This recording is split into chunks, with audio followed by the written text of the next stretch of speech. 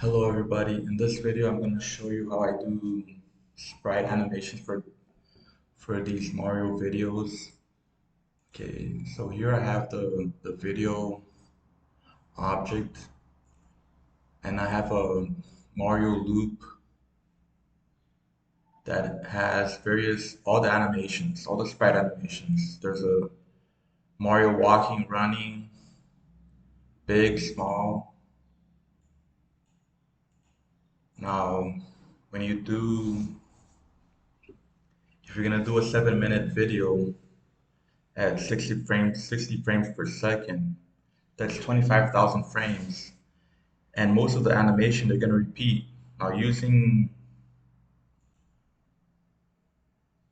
so to make my life easier, I create the Mario loop object and okay, I'm going to show you. Okay, that not working.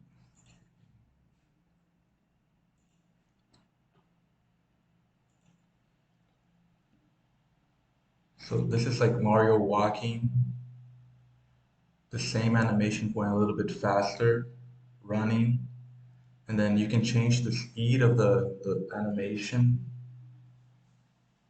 Now, the only thing in this scene, the only thing that's getting animated is the exposition. And you can see if you go in, right, you can, and also for every clip in the animation, you can change it by the index number, right? The clip names here. So don't, if you're gonna change the animation, you can just change the clip index, which will reference the name here. Unfortunately, you cannot animate a string variable,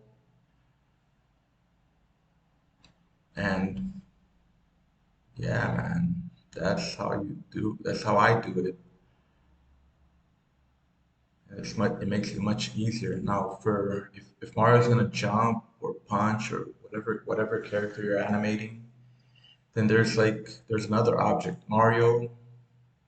Then you're gonna have to do it frame by frame, by a jump or a punch. Now for loop, just go now animate it to the video. You just animate the exposition,